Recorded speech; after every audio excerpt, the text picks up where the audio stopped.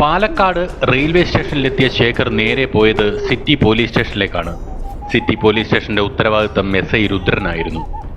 തികച്ചും പരുക്കനായ ഒരു വ്യക്തിയും കൃത്യനിർവഹണത്തിൽ നേരായ വഴിയിലൂടെ പോകാനുള്ള തടസ്സം എന്തു ക്രൂരത കാണിച്ചും മാറ്റുന്നതിലൂടെ ഉന്നത ഉദ്യോഗസ്ഥർക്ക് ആളൊരു തലവേദനയാണെങ്കിലും ക്രമസമാധാനം കൃത്യമായി പോകുന്നതിനാൽ പലപ്പോഴും രുദ്രന് നേരെ മേലധികാരികൾ കണ്ണടയ്ക്കാറാണ് പതിവ്. അത് കാരണം രുദ്രന്റെ പേര് കേട്ടാൽ വിറയ്ക്കാത്ത ഒരു ക്രിമിനൽ പോലും അദ്ദേഹത്തിന്റെ സ്റ്റേഷൻ പരിധിയിലില്ലായിരുന്നു, പ്രത്യേകിച്ച് രാഷ്ട്രീയ ഗുണ്ടകളിൽ. രാഷ്ട്രീയ സ്വാധീനം ഉപയോഗിച്ച് ക്രമസമാധാനം തകർക്കാൻ നോക്കുന്നവരെയോ സ്ത്രീകളെ ഉപദ്രവിക്കുന്നവരെയോ രുദ്രന്റെ കയ്യിൽ കിട്ടിയാൽ പിന്നീട് അവർ ഒരിക്കലും ആ തെറ്റ് ആവർത്തിക്കാൻ ശ്രമിക്കില്ല എന്നു മാത്രമല്ല, അവർ അദ്ദേഹത്തിന്റെ വിശ്വസ്തരായ ഇൻഫോർമറുമാകും. അല്ലാതുള്ളവർ പലരും കട്ടിലിൽ തന്നെ കിടപ്പാണ്. രുദ്രൻ ചാർജ് എടുത്ത നാൾ മുതൽ ഏതു പാതിരാത്രിയിലും സ്ത്രീകൾക്ക് ഭയമില്ലാതെ പുറത്തിറങ്ങി നടക്കാം എന്ന സാഹചര്യമാണുള്ളത്. തികഞ്ഞ കളരി അഭ്യാസിയായ രുദ്രന് കോളേജിൽ വെച്ച് പഠിച്ച കൺകെട്ട് വിദ്യയും ജോലിയിൽ സഹായിക്കുന്നുണ്ട്.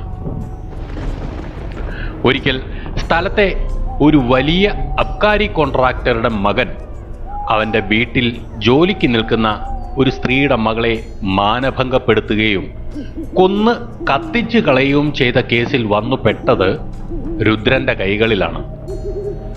രുദ്രന്റെ കലി മുഴുവനും അവൻ്റെ ശരീരത്തിൽ തീർത്തെങ്കിലും പണത്തിന്റെ ഹുങ്കിൽ പുറത്തിറങ്ങിയ അവൻ രുദ്രനെ ഭീഷണിപ്പെടുത്തുകയും പരിഹസിക്കുകയും ചെയ്തു.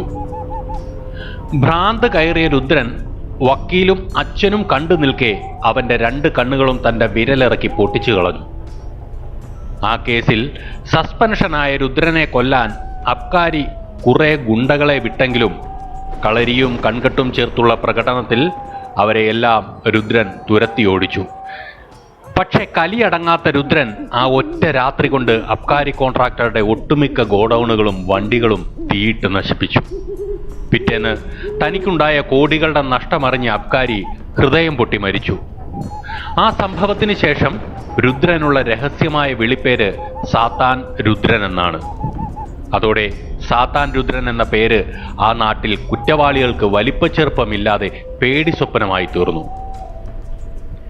എപ്പോഴെങ്കിലും സ്റ്റേഷനിലെ ഫോൺ പ്രവർത്തനരഹിതവും രുദ്രന്റെ മൊബൈൽ ഓഫുമാണെങ്കിൽ മനസ്സിലാക്കാം രുദ്രന് കടിച്ചു കുടയാനുള്ള ഇരയെ കിട്ടിയെന്ന്. ശേഖർ ഓട്ടോയിൽ സ്റ്റേഷനിൽ വന്നിറങ്ങി. ഓട്ടോ ചാർജ് കൊടുക്കുമ്പോൾ തന്നെ കേൾക്കാം അകത്ത് മുദ്രാവാക്യത്തെ പോലെ ആക്രോശവും എന്തൊക്കെയോ തല്ലി തകർക്കുന്ന ഒച്ചയും. സ്റ്റേഷനിലേക്ക് കയറി ചെന്ന ശേഖർ പാറാവുകാരനെ തൻ്റെ ID കാണിച്ചു. അയാൾ പെട്ടെന്ന് അറ്റൻഷനായി സല്യൂട്ട് ചെയ്തു. ശേഖർ സംശയത്തോടെ ചോദിച്ചു, എന്താടോ അകത്ത്? പാറാവുകാരൻ ശബ്ദം താഴ്ത്തി പറഞ്ഞു, പൂച്ച എലിയെ കളിപ്പിക്കുക സാറേ. ശേഖർ പുരികം ചുളിച്ചുകൊണ്ട് ചോദിച്ചു, പൂച്ച എലിയെ കളിപ്പിക്കുന്നോ? അതെന്നാടോ, ഇവിടെ പൂച്ച വളർത്തലാണോ? പാറാവുകാരൻ, അയ്യോ സാറേ അല്ല, സാർ അകത്തോട്ട് ചെന്നാൽ ലൈവായിട്ട് കാണാം. ശേഖർ പുരികം ചുളിച്ച് അയാളെ ഒന്നിരുത്തി നോക്കിയ ശേഷം ഉള്ളിലേക്ക് നടന്നു. അവിടെ കണ്ട കാഴ്ച സിംഹം ഇരയെ കടിച്ചു കുടയും പോലെ രുദ്രൻ ഒരു ചെറുപ്പക്കാരനെ എടുത്തിട്ട് കുടയുകയാണ്.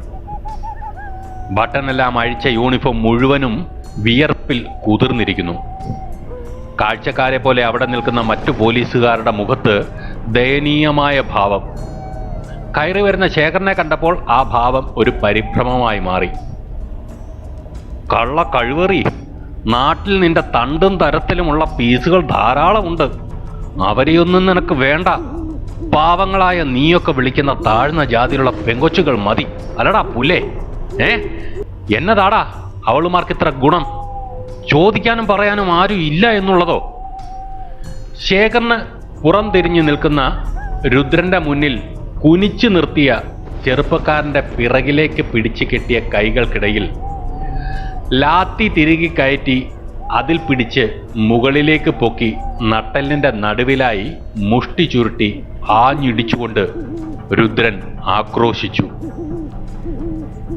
ഇടിയേറ്റ് തീയിൽ വീണ പ്രാണിയെപ്പോലെ പിടഞ്ഞു മുന്നോട്ട് മുട്ടുകുത്തിയിരിക്കുന്ന അവന്റെ കൈക്കിടയിലെ ലാത്തിയിൽ പിടിച്ചു പൊക്കി വലിച്ചെടുത്ത് മുടിക്ക് വലിച്ച് പിറകിലേക്ക് തല വളച്ചുകൊണ്ട് രുദ്രൻ മുരണ്ടു.